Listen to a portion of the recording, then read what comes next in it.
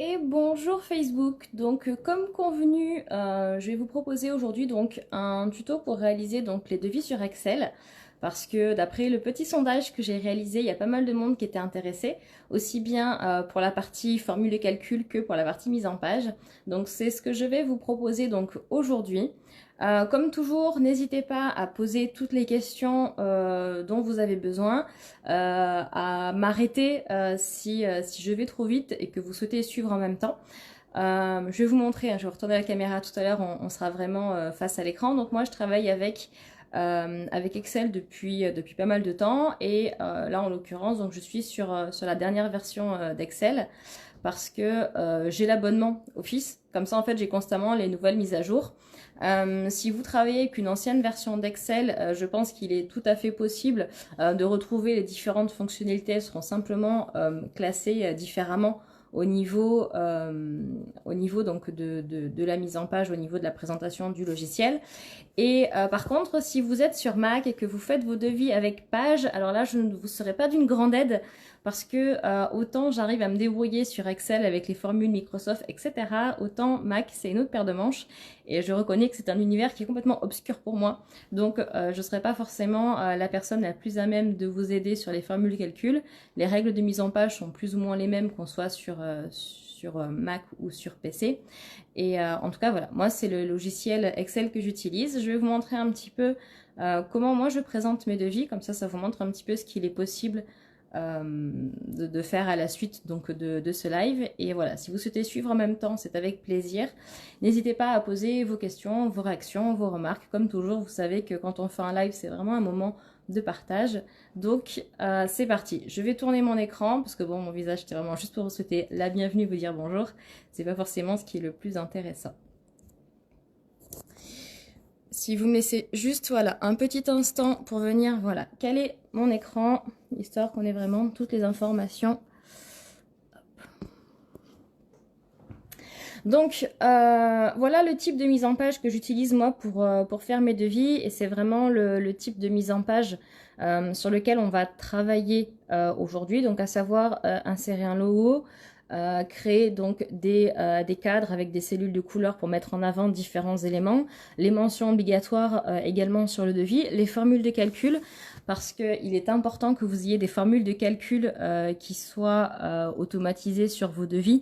Ça vous évitera des erreurs, ça vous évitera des mauvaises surprises. Et tout ça, voilà, je vais vous l'expliquer donc au fur et à mesure de ce live. Et merci Stéphane. Et voilà le programme d'aujourd'hui. Donc, quand on ouvre Excel, on arrive littéralement sur une page blanche. On arrive voilà sur ce qu'on appelle donc, on est sur un feuillet parce que quand on travaille sur Excel, quand on ouvre un fichier Excel, on ouvre ce qu'on appelle un classeur. Et en l'occurrence, donc quand on arrive en fait sur la page d'accueil, donc on est sur un premier feuillet, ce qui signifie qu'on peut venir ici tout en bas à gauche, donc il est marqué feuille 1 avec un petit plus. Avec le petit plus, vous pouvez venir ajouter autant de feuillets que vous voulez dans votre classeur. Donc ça peut être utile si vous travaillez par exemple sur différentes versions d'un devis pour garder toutes les mêmes versions d'un devis dans le même fichier par exemple. Ça peut être une possibilité. Quand je travaille sur mes devis clients, généralement j'ai un document Excel par client qui est rangé dans chacun de leurs dossiers.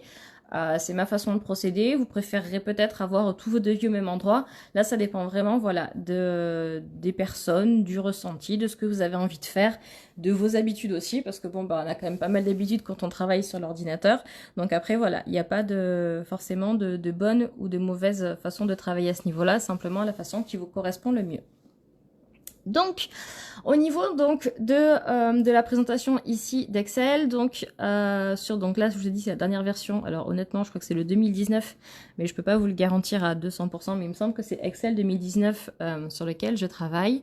Et donc quand on arrive ici donc sur la page d'accueil, donc on a tous ces petits cadres. Le quadrillage simplement, ça s'appelle en fait les différentes cellules quand on arrive sur Excel, à savoir que ces cellules on les voit à l'écran mais elles ne sont pas du tout imprimées, ça sert simplement de repère au niveau des colonnes, au niveau des lignes qui nous permettent en fait de placer les différents éléments, de mettre différentes formules de calcul, mais les cases que l'on voit ici, le quadrillage que l'on voit ici à l'écran n'est pas du tout imprimé. Si vous souhaitez l'imprimer, il va falloir créer des cadres, créer des contours, etc. Et ça c'est ce qu'on verra dans un second temps. Donc quand on arrive ici, donc on a vraiment l'écran d'accueil d'Excel, donc avec tout ce qui est mise en page classique, à savoir la police, la taille de la police, si on veut augmenter ou diminuer, si on veut mettre en gras, si on veut souligner, tout ça c'est vraiment les éléments de base. Si on veut centrer le texte, le justifier à droite, le justifier à gauche, etc. Tout ça, c'est vraiment la base de l'accueil en fait quand on arrive sur Excel. Ce que j'aime bien faire moi quand je travaille sur Excel, c'est je viens ici dans mon coin en bas à droite. Alors je vais essayer de voir si je peux pas avoir un petit peu plus de lumière sur l'écran. Voilà.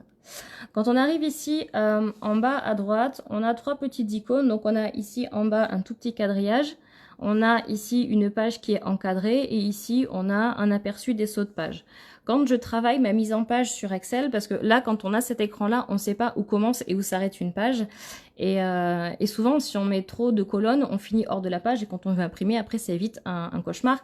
Donc ce que je fais quand je fais ma mise en page, en fait je viens toujours travailler avec l'icône numéro 2 qui s'appelle page et qui me permet, au lieu d'avoir toutes les cellules comme ceci, d'avoir la page en fait qui est vraiment symbolisée ici sur Excel. Donc on voit les marges ici qui ne seront pas imprimées, qui sont en dehors des cellules, et on a donc les différents emplacements, l'entête, le pied, etc. qui permettent de rajouter des informations comme un logo, un numéro de tirette, une exemption de TVA, etc. Tout ça, ce sont des données que l'on peut rajouter dans l'entête ou dans le pied de la page. Donc le pied de la page se trouve, comme le nom l'indique, au bas de la page, donc en l'occurrence ici. La page active, elle est en blanc lumineux. Les pages qui ne sont pas actives, comme ici à côté, elles sont grisées. Si je viens à mettre du texte ici, dans cette cellule-là, et que je reviens sur ma première page à gauche, la page de droite va rester blanche, elle va rester active parce que j'ai du texte qui est rentré, donc j'ai une cellule qui a été renseignée. Si je ne veux pas avoir cette deuxième page active et rester vraiment sur une seule page, je viens supprimer ma cellule et j'ai effectivement uniquement la première page, donc ici la page de gauche qui est blanche, donc qui est active, et la page de droite qui n'est pas active et qui est grisée.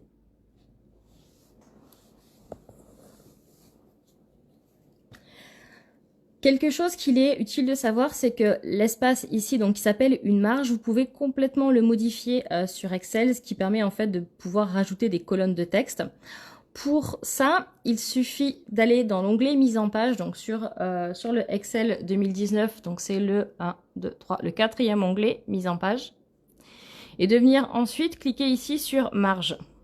Vous avez, si vous le souhaitez, un petit menu déroulant en dessous avec une flèche qui vous propose en fait des marges par défaut. Donc vous avez les marges normales, donc qui représentent 1,99 cm en haut et en bas et 1,78 cm à droite et à gauche.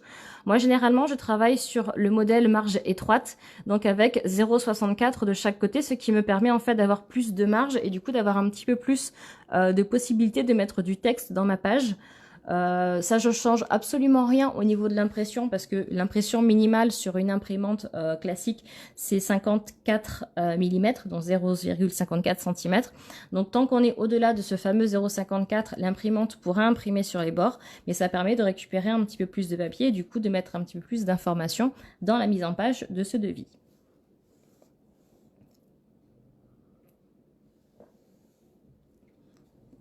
La chose suivante que l'on va réaliser, ça va être insérer votre logo. Parce que comme vous êtes tous, je le suppose, déjà en entreprise, déjà en activité, vous avez forcément un logo, une carte de visite, quelque chose en fait qui représente un petit peu l'identité de votre entreprise. Et quand on travaille sur un devis, sur une facture, c'est important que votre logo soit présent, ne serait-ce que pour montrer qui envoie ce document, puis pour vous représenter. Alors, au niveau des questions, donc j'ai Myriam qui est arrivée en cours de route et qui demande quel est ce logiciel. Donc ce logiciel, c'est Excel. C'est un logiciel Microsoft qui est vendu. Alors, il y a quelques années, on pouvait l'acheter indépendamment, mais maintenant, c'est forcément dans la suite Microsoft. J'ai un abonnement annuel qui est, je crois, de 69 €. Mais je peux l'utiliser sur 3 appareils différents. Donc, je peux avoir Excel sur mon téléphone, par exemple, et sur 2 ordinateurs. Il y a différentes formules en fonction du nombre d'appareils que l'on veut utiliser, en fonction de l'abonnement, la durée de la licence également. Je crois qu'on peut avoir un abonnement mensuel ou un abonnement annuel. Après, tous ceux qui utilisent des versions craquées, tant mieux pour vous, Personnellement, je suis incapable de craquer n'importe quel logiciel et de travailler dessus. Donc moi, je travaille toujours avec des versions officielles et payées. Et donc celui-ci, c'est Excel. Excel, voilà, c'est vraiment ce système de classeur en fait qu'on utilise pour travailler. Donc, je reviens donc sur la première tâche en fait à exécuter. Donc une fois qu'on a réglé comme ça les différentes marges au niveau de l'impression, on va venir insérer un logo. Donc pour faire un logo, c'est très simple. On va sur l'onglet numéro 2 qui s'appelle Insertion. C'est vraiment simplifié en fait. C'est pour ça aussi que j'aime beaucoup travailler avec les dernières versions de logiciels. C'est que généralement, au fur et à mesure, les choses sont simplifiées, elles sont beaucoup plus intuitives et avec des petites facilités au niveau de la mise en page, au niveau des réglages, etc. Et c'est vrai que ça permet de gagner beaucoup de temps. Donc on vient ici sur cet onglet Insertion et on vient cliquer sur Images. À partir de là, donc, on va avoir une fenêtre contextuelle qui va s'ouvrir dans laquelle on va pouvoir naviguer pour venir retrouver le dossier où est rangé sa photo. Donc moi, en l'occurrence, mon logo, il est rangé dans un dossier qui s'appelle Info, EURL, Communication et Administratif. Et j'ai des noms simples pour retrouver, mais au moins ça me permet vraiment de savoir ce qui est à l'intérieur. Je fais défiler pour retrouver le logo. Alors évidemment, j'ai pas que ça, hein, mais donc je viens chercher voilà mon logo. En l'occurrence, il s'appelle Logo 2018. Et une fois que j'ai validé, il va s'afficher sur l'écran dans un Momentito, si Excel et coopératif. Et fait exprès, il a décidé que non. Donc, je refais ma manipulation. Je viens sur Insertion, Image. Je viens chercher donc dans mon dossier le logo que je veux insérer. Alors, je vérifie le format. Ouais. Je double-clique ou je valide. Et Excel ne veut pas. Si, voilà, ça y est. Il a affiché les images et il les a affiché les deux en même temps. Hop. Donc là, j'ai mon image qui est très très grande. Hein. Si on regarde si on veut faire un aperçu avant impression, donc avant, sur les anciennes versions, on avait le menu aperçu avant impression. Maintenant, quand on veut avoir cet aperçu-là, on vient faire fichier et imprimer et on a un aperçu de la page en proportion. Donc là, on a ma page A4. On voit que mon logo fait quasiment un tiers de ma page. Donc clairement, il est beaucoup trop gros. Donc il va falloir que je réduise la taille. Donc quand je suis ici dans ce menu imprimer, mais que je ne veux pas imprimer, je viens cliquer en haut ici sur la flèche en haut à gauche, la flèche retour, et je reviens sur ma page, sur ma zone de travail. Donc à partir de là, je viens cliquer sur mon image et j'ai des poignées, donc les petits ronds qui se formalisent comme ça autour du cadre, c'est ce qu'on appelle des poignées. Et ces poignées permettent de modifier la taille d'un élément. À savoir que si vous souhaitez modifier un élément tout en conservant ses proportions, il faut absolument prendre une poignée située dans les angles. Si vous prenez une poignée au centre ici, qu'est-ce qui va se passer? Mon image va être déformée. Et il n'y a rien de plus moche que de voir un logo ou une photo déformée. Donc, on prend toujours des poignées sur les côtés. Si, par erreur, vous avez déformé votre image et que vous voulez revenir en arrière, soit vous venez faire... vous allez faire directement un raccourci clavier qui est CTRL et Z. Donc vous maintenez la touche CTRL et la touche Z appuyée et ça vient annuler la dernière opération. Sur certains logiciels, vous avez dans menu, édition et vous avez la fonction annuler. Ici, vous avez également les flèches, donc vous avez la petite disquette pour enregistrer. Ça, c'est ce Windows 95. Donc, vous avez la petite flèche ici pour aller en arrière et la flèche ici pour aller en avant si vous voulez répéter une opération. Donc, on a dit, on ne prend pas les poignées qui sont situées sur les côtés. On vient vraiment prendre les poignées dans les angles. Et à partir de là, je peux redimensionner mon image tout en conservant les proportions. Donc, mon image n'est pas déformée, mon logo n'est pas altéré. Et je peux venir, voilà, le moduler de différentes tailles simplement en faisant glisser les poignées. À partir de là, je viens cliquer et je maintiens mon clic sur mon image et je peux ainsi le déplacer sur ma page pour venir le placer soit dans un coin, soit au centre de ma page, suivant comment j'ai envie de réaliser ma mise en page. Moi, mon logo, j'aime bien le mettre dans le coin en haut à gauche, pardon. Un peu comme dans une correspondance, on met ses coordonnées en haut à gauche. Je fais la même chose en fait en mettant mon logo en haut à gauche. Comme ça, c'est la première chose qu'on voit en fait quand on ouvre mon devis. J'ai juste un problème de mise au point, voilà, de Facebook sur mon document ici. Voilà, hop. Donc ici, j'ai donc inséré mon logo. C'est la première chose à faire en fait quand on vient réaliser donc un devis ou une facture. C'est vraiment en fait voilà de montrer qui vous êtes, et donc le montrer qui vous êtes, ça se fait donc avec votre logo inséré directement sur le document. La deuxième chose que l'on va faire, parce que c'est très important et ça fait partie des mentions légales, le nom de votre entreprise doit être présenté donc dans votre devis, ainsi que votre adresse et votre SIRET ou votre sirène. Alors, il me semble que les auto-entrepreneurs ont uniquement un sirène, donc un numéro d'entreprise à 9 chiffres, et les entreprises ont un SIRET, donc qui est un numéro un petit peu plus long. Mettez toujours, si vous l'avez, votre SIRET. Si vous avez un doute, vous pouvez le retrouver soit sur vos statuts, sur votre cabis, sur votre extrait sirène, sur Infogreffe, etc. Vous pouvez retrouver votre numéro d'identifiant. Ça permet aussi de prouver que vous êtes une entreprise, et ça c'est très important parce que quand on est professionnel et qu'on veut travailler avec d'autres professionnels, la seule façon de vérifier qu'il soit bien inscrit, que ce soit bien une entreprise en activité, c'est au travers de ce numéro de sirène, de SIRET. Donc surtout mettez-le, c'est un gage de sérieux vis-à-vis de vos clients. Et ça peut permettre voilà, de montrer en toute transparence que vous êtes une entreprise déclarée. Et ça, c'est vraiment quelque chose d'essentiel. Donc, on peut le mettre en centré, on peut le mettre à droite ou à gauche, peu importe. Là, c'est vraiment un choix personnel au niveau de la mise en page. Donc, là, on tape du texte directement. Donc là, j'ai sélectionné une cellule ici. Donc, on a dit les cellules, donc ce sont les différentes cases. Donc, j'ai sélectionné une cellule ici et je viens taper mon texte à l'intérieur. À savoir que par défaut, les cellules sont toujours justifiées à gauche. Autrement dit, le texte va toujours s'aligner à gauche de la cellule dans laquelle j'ai travaillé. Si je veux que mon texte soit centré, je viens sur ma cellule, je viens ici choisir l'option centré, mais mon texte sera centré par rapport à la cellule et non pas, pardon pour la mise au point, et non pas par rapport à la page entière, vraiment par rapport à la cellule. Donc faites bien attention à ça. Si vous voulez que votre texte soit centré par rapport à la page complète, il faut venir prendre une grande cellule et faire votre texte dans la cellule. Mais ça, c'est autre chose, on le verra ultérieurement.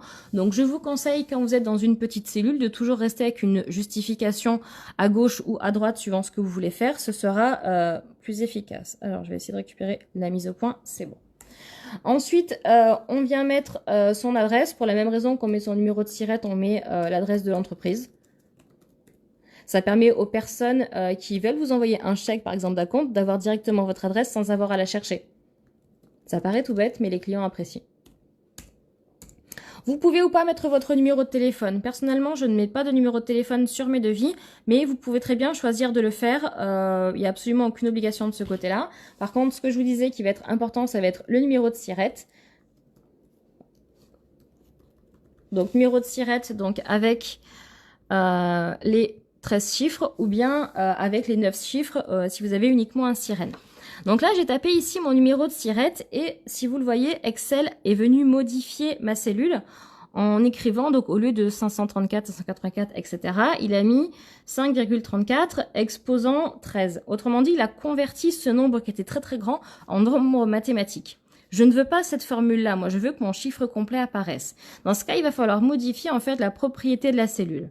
Il y a un raccourci qui existe, mais je préfère vous montrer la version un petit peu plus complète qui servira par la suite. Donc quand vous êtes ici sur la cellule de texte, donc on vient cliquer sur la cellule, on vient effectuer un clic droit sur le clavier et on vient chercher ici dans le menu déroulant l'option format de cellule.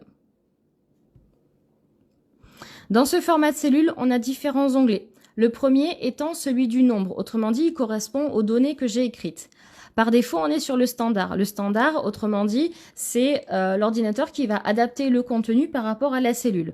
Moi, je ne veux pas que mon numéro de SIRET apparaisse sous ce format-là, donc je viens faire défiler. Donc si on est en nombre, généralement, il vient rajouter une virgule, donc on peut modifier ici le nombre de virgules avec le petit menu déroulant. On va éviter de mettre trop de virgules, ça sert strictement à rien. Quand on est en format comptabilité, c'est avec le symbole euro et les décimales, c'est pas ce qui nous intéresse pour l'instant. Le format date et heure, c'est absolument pas ce qui nous intéresse, donc on n'y revient pas. Et on a donc le format personnalisé qui est vraiment quelque chose d'adaptable, ou le format texte tout simplement qui va correspondre à ce que j'ai tapé. Donc moi je vais utiliser le format nombre qui correspond en fait à l'exemple ici, donc à l'aperçu j'ai bien mon numéro qui est complet. C'est vraiment ce que je recherche au niveau de mon affichage. Une fois que j'ai validé, on voit ici que mon numéro de siret est apparu en entier, au lieu d'avoir uniquement la formule avec l'exponentielle. Autre point de mise en page, si vous souhaitez mettre de la couleur ou modifier un petit peu les polices, parce que c'est vrai que par défaut, on est sur des polices qui sont un petit peu basiques sur Excel, je veux venir par exemple mettre ce texte ici en gras et en couleur. Dans ce cas, je viens sélectionner ici ma cellule, donc je clique sur la cellule, et ici en haut dans le menu, donc on a différents critères au niveau de la mise en page. On peut mettre en gras, on peut venir souligner, on peut venir modifier la couleur ici avec le petit menu déroulant. On peut venir modifier les couleurs par rapport à des couleurs proposées par Excel, ou bien en sélectionnant autre couleur, on a ici toute la palette de couleurs qui permet en fait de faire un choix un petit peu plus large au niveau de la palette. Et on a l'aperçu ici de la nouvelle couleur, et ça c'est la couleur actuelle. Donc forcément, je vais mettre un rose parce que c'est ce que j'utilise assez souvent. Je mets ici mon texte en gras, et je peux venir également modifier la police. Donc là, en l'occurrence, c'était Calibri qui est par défaut sur Excel. À partir de là, je peux faire défiler en fait toutes mes polices et venir choisir la police de mon choix pour mettre mon nom dans une police différente. Par exemple, là j'ai mis Fine Sheriff pour le nom de mon entreprise, et on a vraiment voilà une police différente qui est apparue et le texte qui est resté plus simple en dessous. Là pareil, je trouve que ce noir est un petit peu trop fort au niveau de la présentation. Je préfère faire quelque chose d'un petit peu plus léger. Donc j'ai sélectionné toutes mes cellules parce que je veux vraiment modifier ces 3 cellules en même temps. Je viens ici au niveau de la couleur et je viens sélectionner un gris qui me permet d'avoir une nuance ici de texte en gris plutôt que d'avoir un noir directement. Donc ça, c'est vraiment au niveau de la présentation un petit peu de l'entête de votre devis. Donc on a votre logo, on a votre nom d'entreprise, l'adresse et le numéro de siret. Ce qui va être important aussi maintenant, ça va être de rajouter un numéro. Donc généralement, tout ce qui est numéro, objet, etc. se met souvent sur la gauche du document. Donc je viens sélectionner ici donc une première cellule à gauche et je vais marquer donc numéro du devis.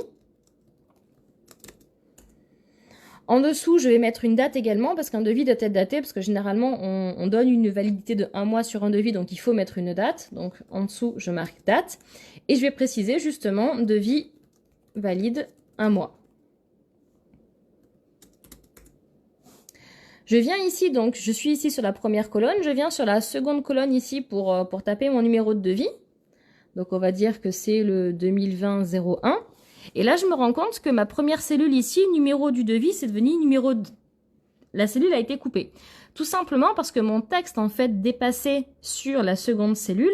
Et comme j'ai rempli ma seconde cellule ici avec du texte, forcément la première a été coupée. Donc si je veux que cette cellule ici soit visible, on vient se mettre... Donc, au niveau ici des têtes de colonne où on a les lettres A, B, C, D, etc., je viens me mettre pile entre le A et le B. Donc, j'ai une flèche à double tête qui apparaît. Et en double-cliquant, ma cellule s'adapte automatiquement au contenu le plus large de la colonne. Donc, en l'occurrence, ici, c'était devis valable 1 mois qui était la cellule la plus large. Donc, ma colonne s'est automatiquement agrandie jusqu'à ce que tout le texte soit compris à l'intérieur. Si je veux que ma cellule s'arrête uniquement après numéro du devis, je viens donc entre mes colonnes A et B, je viens cliquer et déplacer pour venir modifier ici manuellement la largeur de ma colonne.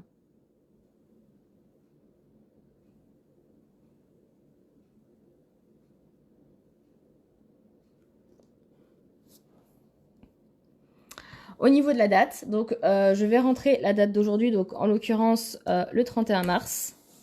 Et automatiquement, donc Excel convertit ça en date un petit peu automatisée, mais je veux que la date apparaisse parce que c'est quand même important d'avoir la date, pas uniquement avoir le mois. Donc là encore, je suis sur ma cellule, je viens faire un clic droit, je viens sur format de cellule.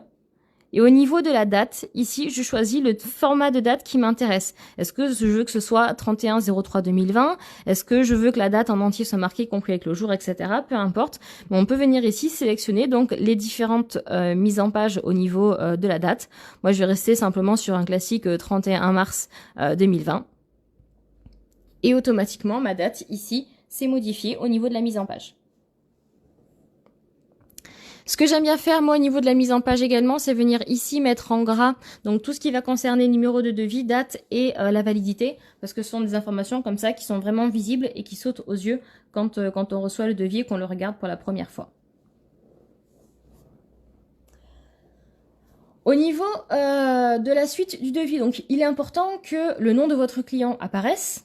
Vu qu'on est dans le secteur du mariage, on doit avoir également la date de l'événement qui va apparaître et éventuellement le lieu, parce que sur certaines professions, je pense même sur la plupart des professions de toute façon du secteur du mariage, le lieu du mariage peut avoir une importance par rapport au temps de route, par rapport aux éventuels frais que l'on peut calculer. Donc il est vraiment essentiel de faire apparaître ces éléments-là. Donc toujours pareil, sur le modèle en fait d'une correspondance classique, on a l'expéditeur qui est à gauche et le destinataire qui est à droite. Ici, à droite, aligné en fait sous mon bloc à moi, je vais venir donc mettre le détail ici donc avec le nom du client,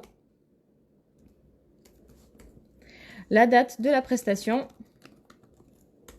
et le lieu de la prestation. Ce que vous pouvez éventuellement ajouter, parce que ça peut être une information intéressante, ça va être ici le nombre de participants. Donc généralement, donc, on résume ça en nombre de PAX. C'est une donnée qui peut être essentielle par rapport au nombre de tables, par rapport au nombre de couverts. Donc c'est un élément que je fais figurer sur mes devis, au moins pour m'en souvenir et même des fois pour les clients pour qu'ils aient un repère un petit peu sous les yeux. Et donc tout ce qui concerne donc le nom du client, la date et le lieu de la prestation, je les mets également en gras afin que ce soit bien visible en fait sur mon devis. Donc là, on était vraiment sur l'entête du devis, donc on voit que c'est quand même quelque chose d'assez complet. Il est vraiment important de mettre votre nom, vos coordonnées, de mettre les devis, le numéro de la date, etc. Si on travaille sur une facture, c'est exactement la même chose, si ce n'est qu'à la place de numéro du devis, on va mettre numéro de facture et que nous n'aurons pas de date de validité parce qu'une facture est valable du moment qu'elle est éditée. Donc là, c'est vraiment deux éléments assez similaires. Après, théoriquement, quand on édite une facture, on doit rentrer les coordonnées complètes des clients. Alors c'est vrai que dans le secteur du mariage, on n'a pas toujours l'adresse exacte des mariés, mais il faut mettre un maximum d'informations et au moins le nom du client.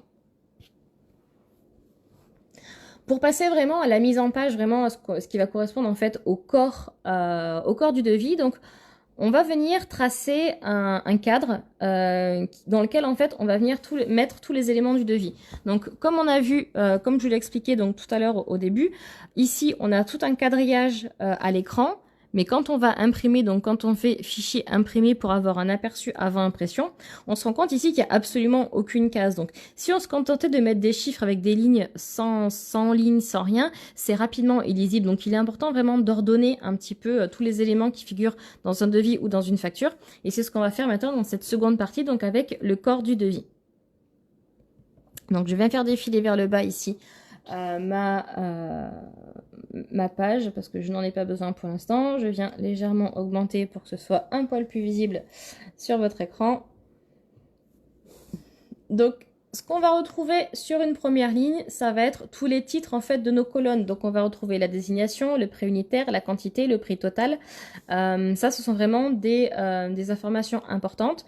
Donc comme on a ici différentes colonnes qui existent par rapport au contenu qui est au-dessus, on va voir comment travailler donc avec ces différentes colonnes. Donc on va commencer dans un premier temps par venir sélectionner ici donc toute la ligne qui va correspondre en fait donc aux colonnes en fait de notre texte, de notre mise en page du devis. On vient sélectionner ici toutes les cellules et une fois qu'on a sélectionné, on vient faire un clic droit format de cellule et on va venir sélectionner l'onglet bordure ici. Sur cet onglet ici, on se rend compte en fait qu'on a beaucoup d'éléments. On a ici différents styles de bordure. On peut avoir des bordures fines, des bordures en pointillés, des bordures avec un trait épais, avec un double trait, etc. On peut choisir d'appliquer les bordures en haut, en bas, au milieu de façon complètement indépendante. Ou on peut aussi choisir ici dans ces options aucune, contour ou intérieur. Donc là en l'occurrence il y a un intérieur vertical. Donc là ici on va se retrouver avec uniquement les colonnes verticales qui apparaissent. Si je veux tout effacer, je viens sélectionner sur aucune. Par contre, si je veux un contour général de cette grande sélection, je viens cliquer ici sur contour, donc avec mon trait épais, et je viens faire OK. Quand je sors de ma sélection ici, on voit que le rectangle apparaît. Et si on vient sur le menu imprimer pour avoir l'aperçu avant impression, on a effectivement cette grande cellule ici qui apparaît. Donc on a bien fait apparaître un quadrillage qui là par contre est visible également sur le papier. Donc ces colonnes-là, donc on va avoir ici en tout dernier, donc on va commencer par la droite, on va avoir une colonne totale. Qui va correspondre donc généralement donc le prix unitaire multiplié par la quantité. Ce qui est plus élégant, c'est d'avoir le total qui est ici centré, le mot total qui est centré sur la cellule. Donc on vient sélectionner la cellule ici et on vient cliquer sur centrer. Et on a le mot total qui vient se centrer ici sur la colonne. Également quantité. Donc quantité, on peut le marquer en entier ou on peut le marquer en abrégé. Tout dépend de la place dont on aura besoin après. On va également ici avoir un prix unitaire. Alors, je ne rentre pas ici dans le détail du prix hors taxe ou prix TTC, tout simplement parce que vous pouvez très bien choisir de faire vos devis ou factures en prix hors taxe ou en prix TTC, simplement d'avoir la TVA ou pas en fin de devis. Donc là, c'est vraiment un autre point qui ne va pas forcément rentrer en ligne de compte, mais je vous donnerai les formules si besoin. Et comme tout à l'heure, donc je viens centrer mes quantités ici et mon total. Je me retrouve ici avec 5 colonnes. J'ai envie que quand je mets mon mot désignation tout à l'heure, mon mot soit vraiment centré dans cette cellule-là. Donc ce que je vais faire, j'ai sélectionné ici mes 5 cellules. Je viens ici, donc dans mon accueil, fusionner et centrer. Et à ce moment-là, mes petits traits ici qui séparaient la cellule ont disparu, ce qui signifie que là, j'ai une seule cellule. J'ai fusionné 5 petites cellules en une seule cellule. Donc à partir de là, quand je vais taper désignation, vu que je suis en option fusionner et centrer, mon texte a automatiquement été centré sur la somme de ces 5 cellules-là. Ce qui permet d'avoir un texte qui est centré par rapport à un ensemble de cellules. Maintenant, quand je sors ici de ma sélection, je me rends compte que j'ai pas de séparation ici entre mes différentes cellules. Donc je viens sélectionner, donc comme tout à l'heure, la grande cellule. Je viens faire un clic droit, format de cellule. Et là, je viens sélectionner mon trait épais et intérieur. Et à partir de là, je vais avoir ici mes séparations qui apparaissent ici sur l'intérieur de ma ligne. Et quand je viens en aperçu avant impression, on se rend compte qu'on est bien ici une séparation entre prix unitaire, quantité et prix total. Je reviens à ma mise en page globale. Donc, ici, on a vraiment l'en-tête du tableau. Maintenant, on a besoin d'avoir un tableau global dans lequel on met toutes les informations.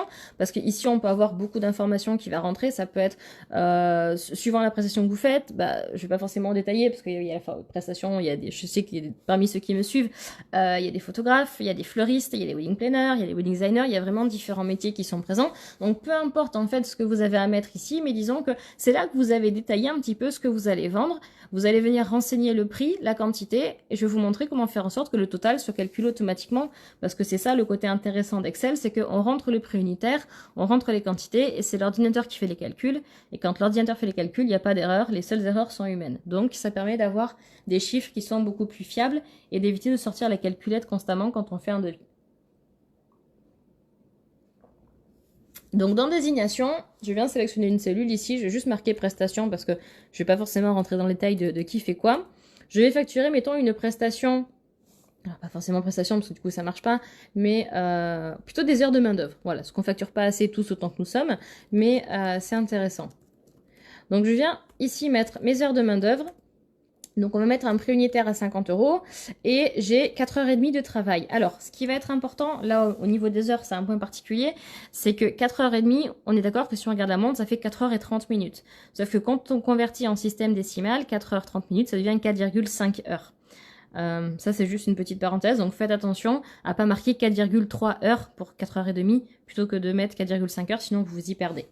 Donc ici, on va juste faire un tout petit peu de mise en page avant de commencer. Donc quand il s'agit de prix, il faut toujours que vous ayez 2 chiffres après la virgule. C'est la norme en fait quand on travaille avec les chiffres, c'est toujours d'avoir 2 chiffres après la virgule.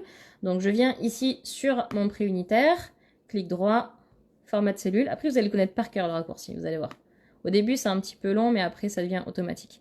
Ici je viens sur l'onglet nombre, je viens cliquer sur monétaire et par défaut j'ai mon chiffre qui apparaît ici, 50,00, donc j'ai bien mes 2 chiffres après la virgule.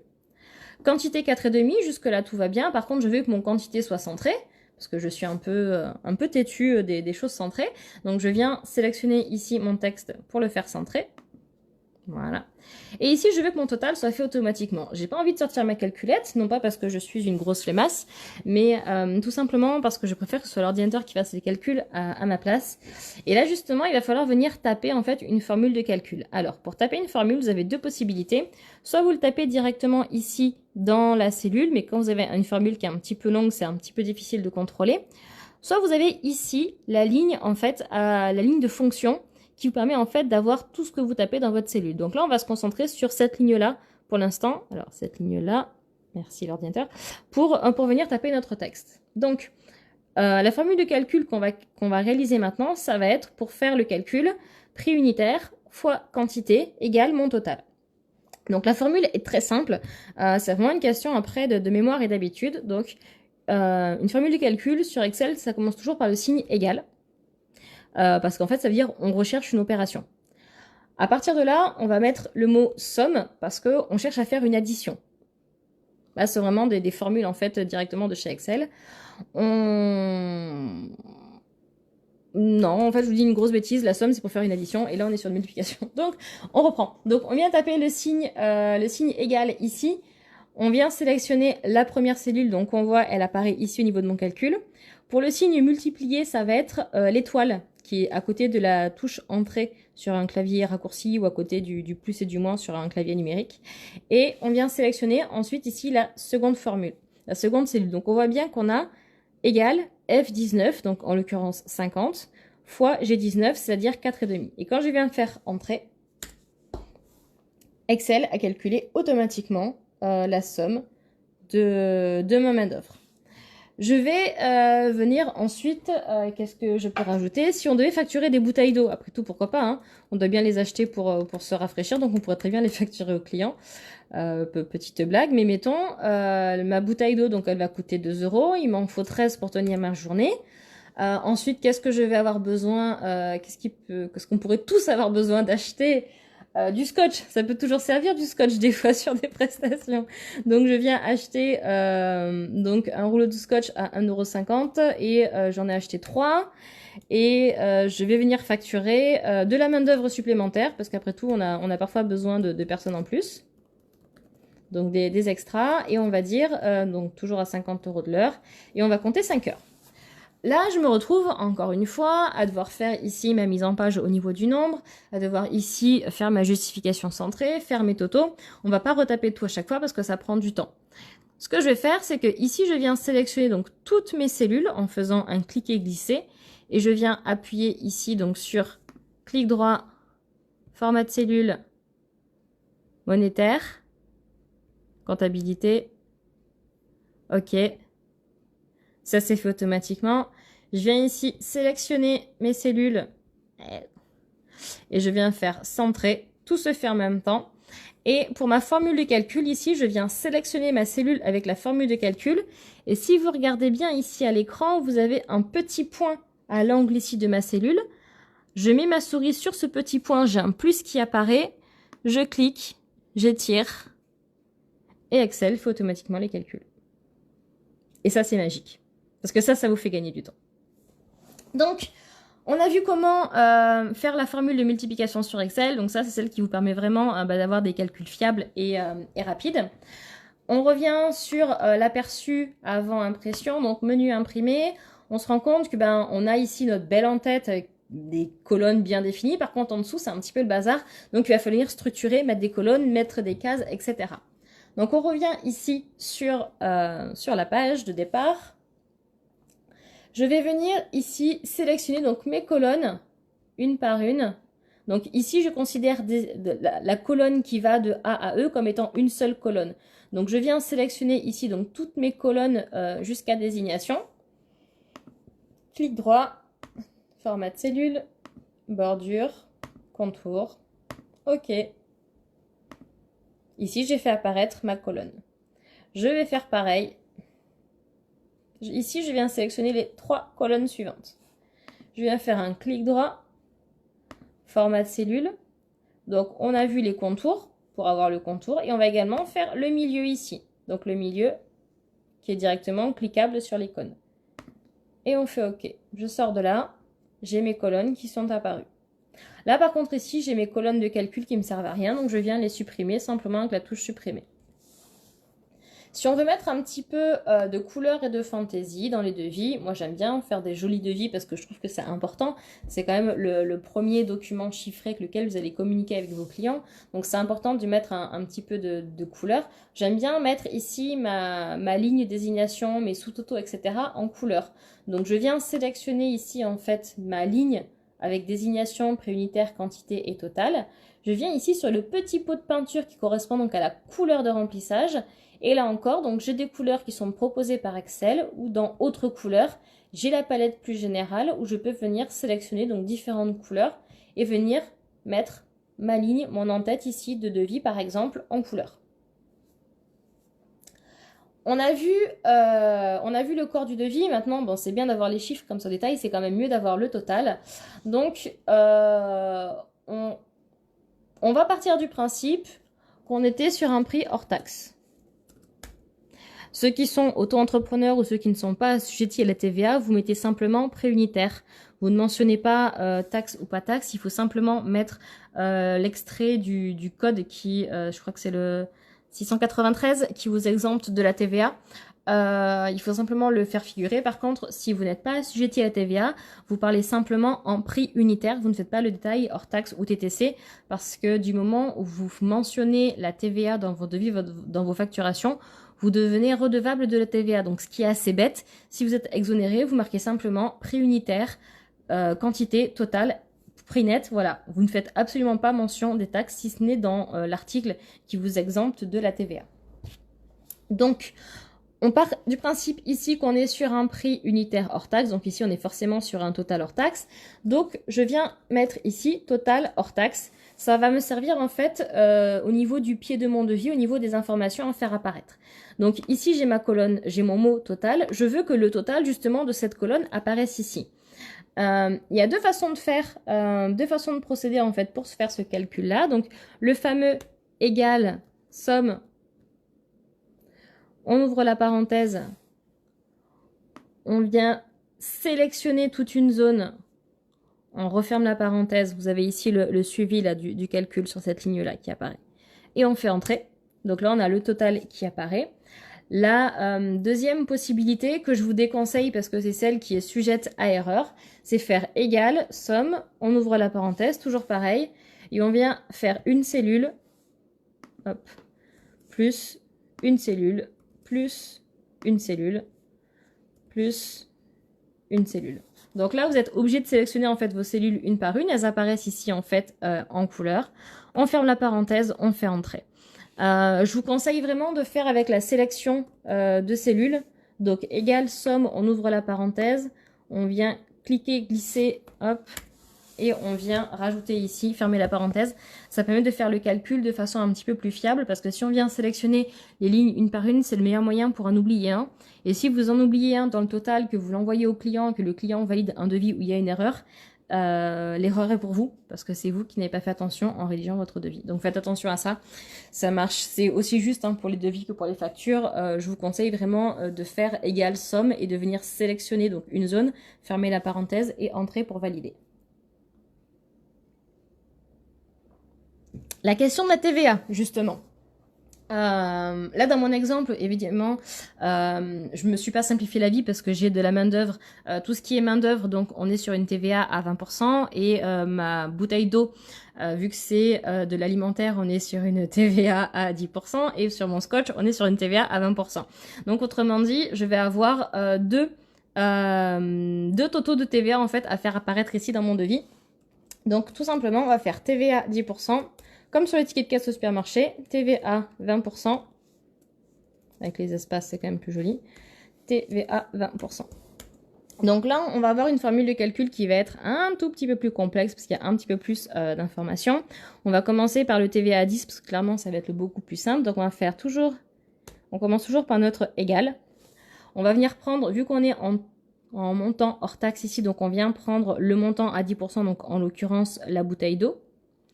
Donc on a 26 € de bouteille d'eau. Et pour avoir uniquement le montant de TVA, on vient faire x 0,10. Et entrée. Ici, j'ai bien 2,60 € de TVA sur mes bouteilles d'eau. Pour ma TVA à 20, on vient faire égal. On vient faire parenthèse. On vient additionner donc 225 plus 4,5 plus 250. On ferme la parenthèse, multiplié par 0,20 le taux de TVA. Et là, on obtient donc un second taux de TVA de 95,90 €. Si vous avez beaucoup d'éléments de TVA, je vous conseille de faire une première section de TVA à 10, une seconde section de TVA à 20%, de faire un sous-total et un sous-total pour avoir ensuite un total un peu plus simple au niveau de la TVA. Vous pouvez aussi faire comme ça, mais il faut vraiment être bien précis en fait au niveau de ce que vous sélectionnez au niveau des TVA pour être sûr de ne pas vous tromper. Sinon, vous pouvez très bien faire une zone de TVA à 10, une zone de TVA à 20 sur vos devis ou factures. Tout dépend le nombre d'éléments que vous avez. Tout ce qui est prestation de service, on est sur de la TVA à 20%, donc c'est vrai que c'est beaucoup plus simple. Pour les fleuristes, c'est un peu plus complexe parce que suivant les prestations, on peut facturer du 10%, du 20%, donc il faut être un peu plus vigilant à ce niveau-là. Mais sinon, voilà, la formule de calcul, donc ici, c'est tout simplement égal notre cellule fois le taux de TVA, donc 10%, donc c'est-à-dire 0,1. Et ici, c'était égal la somme, donc de nos différentes cellules, fois la TVA 0,20. À partir de là, pour avoir le grand total, donc le total TTC, rien de plus simple, on reprend notre même formule d'addition que tout à l'heure, donc égale somme, parenthèse, et on vient sélectionner ici nos 3 sous-totaux, on ferme la parenthèse et on fait rentrer. À partir de là, on obtient un total TTC par rapport à nos montants ici qui sont hors taxe.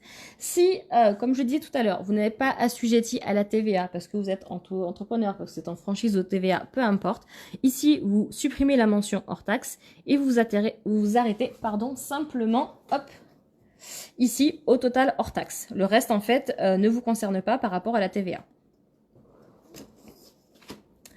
On revient sur la mise en page. Ici, on a notre tableau qui est bien mis en page. Par contre, ici, au niveau des chiffres, ça manque un petit peu de cadre, ça manque un petit peu d'informations. Donc là encore, on va venir faire de la mise en page au niveau des différentes cellules. Donc moi, j'aime bien que ces mentions-là soient justifiées à droite. Donc je viens sélectionner mes cellules et justifier à droite. C'est vraiment personnel, il n'y a pas de... Il n'y a pas de guide particulier là-dessus. J'aime bien faire en sorte que ce soit écrit comme ça à ce niveau-là. Je viens sélectionner mes cellules, clic droit, format de cellule, bordure.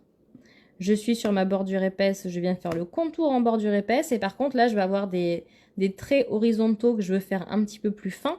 Donc, je viens sélectionner une bordure ici en pointillé pour mes traits horizontaux.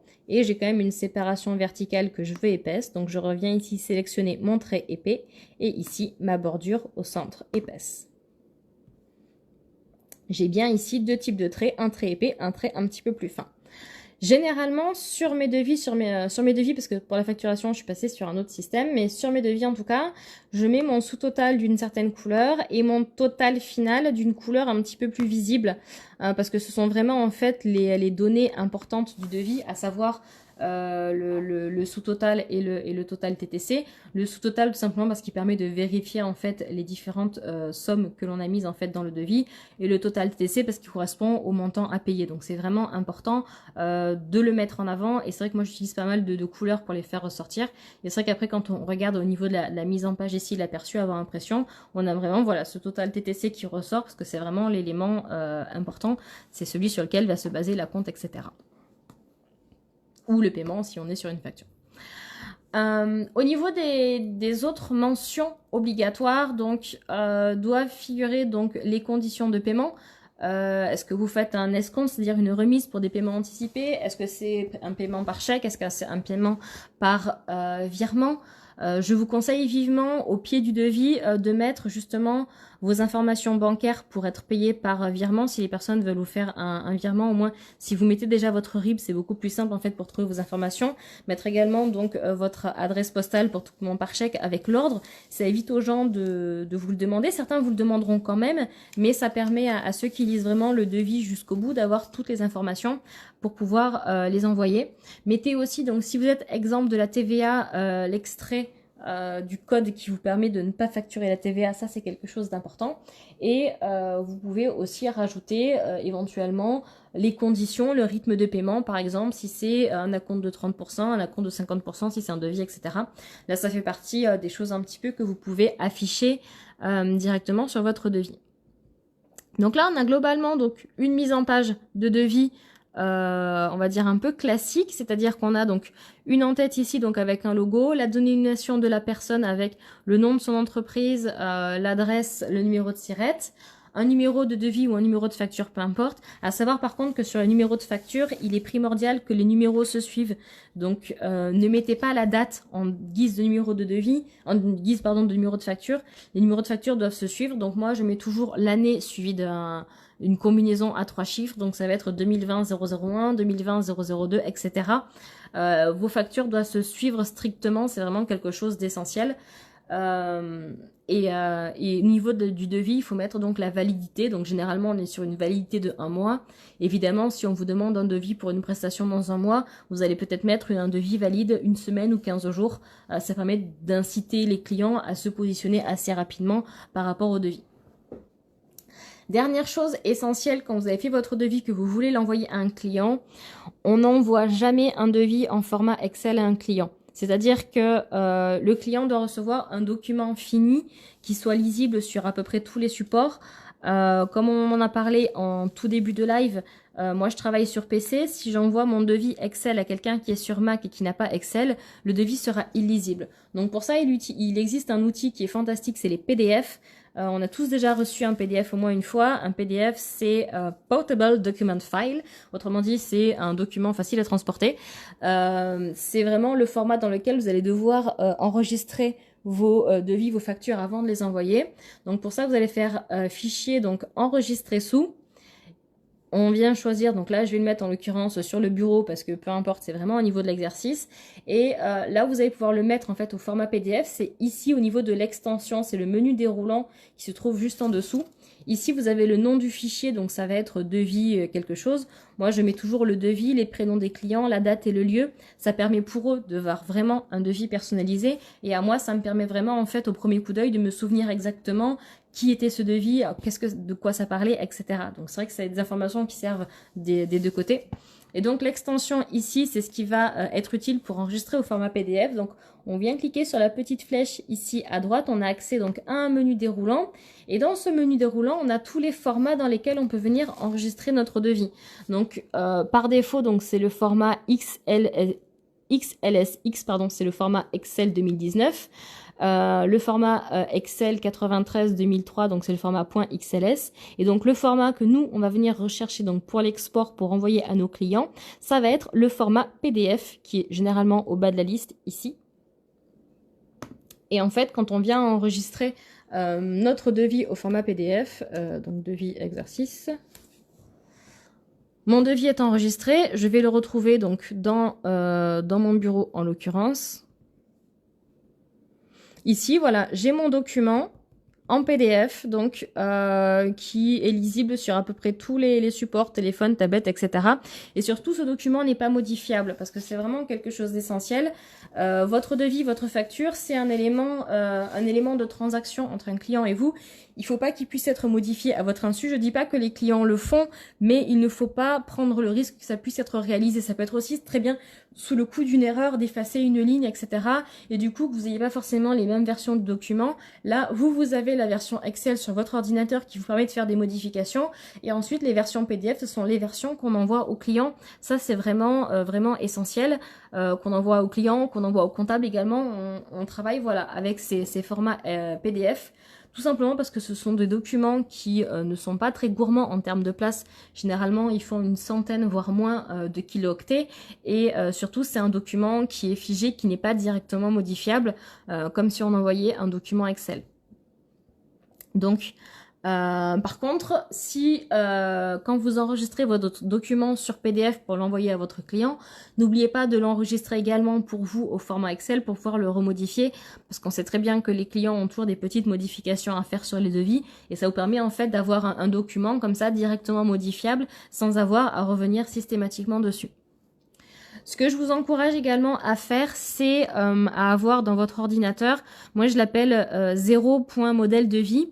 C'est mon modèle, en fait, mon brouillon de devis avec ma mise en page qui est déjà réalisée et qui me permet après directement de partir de ce document-là et de pouvoir faire mes nouveaux devis. Ça me permet, si par erreur j'enregistre sur ce fichier-là, je n'écrase pas un autre devis existant, je me sers toujours vraiment de ce modèle-là en fait comme modèle 0 pour réaliser mes devis et je l'appelle 0.modèle devis, comme ça dans la liste des fichiers par ordre alphabétique, il est toujours tout en haut en fait de ma liste de fichiers. Ça c'est une petite astuce que j'utilise pour retrouver facilement mes éléments dans l'ordinateur. Au niveau des clients, justement, j'ai toujours un fichier en fait par client et comme je vous le disais, j'ai ici le document Excel qui est modifiable et ensuite le devis ici en PDF que j'envoie à mes clients, mais qui me permet, si jamais je dois revenir sur le devis Excel pour le modifier, de pas avoir à retaper tout le devis, donc de pas refaire tout le travail depuis le début. Ça me permet en fait de gagner du temps, d'envoyer au client la version PDF qui est une version non modifiable et d'avoir pour moi la version Excel sur laquelle je peux retravailler si besoin. Donc, je pense vous avoir tout dit. Je vais revenir du coup, voilà. Je pense vous avoir tout dit sur Excel. Je ne sais pas si vous avez des questions supplémentaires. J'ai l'impression que vous avez été plutôt studieux. J'ai pas eu beaucoup, beaucoup de messages, donc je suppose que soit vous étiez en train de le faire, soit vous avez pris des notes. Mais si vous avez des questions, ben surtout n'hésitez pas par rapport à toutes les précisions dont vous pourriez avoir besoin par rapport à Excel. J'ai vraiment essayé de vous montrer vraiment les formules essentielles pour que les calculs soient faits automatiquement, parce que si vous faites les calculs vous-même, vous n'êtes jamais à l'abri d'une erreur, et une erreur sur un devis, sur une facture, ça peut être une erreur qui vous fait perdre de l'argent, et c'est vraiment quelque chose en fait qu'on tient à éviter en tant que professionnel, et surtout voilà d'essayer d'avoir des petits raccourcis, parce que faire les devis ça prend déjà du temps de concevoir toute la tarification de la prestation, mais si en plus on perd du temps à tâtonner, à chercher comment réaliser telle formule, etc., c'est vrai qu'on va perdre d'autant plus de temps. Donc c'est vraiment important d'avoir ces petits raccourcis et surtout si vous pouvez avoir ce fichier, ce modèle 0 dans votre ordinateur qui vous sert en fait à chaque fois à rédiger vos devis et à préparer vos bases, ça vous permettra justement d'avoir quelque chose déjà de prêt à dégainer pour vos futurs devis et vos futures prestations. Voilà. Donc j'espère que ce live vous a plu, que ça vous a appris pas mal de choses. Si vous êtes arrivé en cours de route, pas de panique, le live restera disponible en replay indéfiniment sur Facebook. Alors juste, Laure-Hélène, est-il possible de mettre une trame de fond? Est-ce que tu entends une image de fond quand tu parles de trame? On va attendre le petit délai Facebook pour voir si tu me réponds. Si sa question c'est par rapport à une image de fond, oui c'est tout à fait possible. Tout dépend après ce que tu veux mettre. Après, il faut pas non plus que ça gâche la lisibilité du devis. C'est quand même un document commercial avant d'être un document type flyer, un document vraiment qui est là pour séduire. C'est vraiment un document factuel, donc il faut vraiment pouvoir concentrer sur les informations. Mais sinon, oui, c'est tout à fait possible en fait d'insérer une image de fond, mais c'est pas forcément quelque chose que je conseille. Merci Myriam, c'est vraiment gentil de me dire ça. Il fait gris ici aussi, dans cette semaine il fait gris, c'est pour ça que je fais que de live en intérieur cette semaine. Donc merci à tous d'avoir suivi. Si vous avez d'autres questions, surtout n'hésitez pas. Si vous voulez me montrer un petit peu vos devis, n'hésitez pas. Si vous galérez sur la mise en page des devis, n'hésitez pas à m'envoyer un petit message privé en me précisant là où vous buguez un petit peu pour que je puisse vous aider. Et puis j'espère que ce live vous aidera à faire de jolis devis avec de belles prestations à la clé et plein de beaux mariages, hein. C'est tout ce qu'on espère pour la suite. Merci beaucoup et je vous souhaite une bonne fin d'après-midi. Au revoir.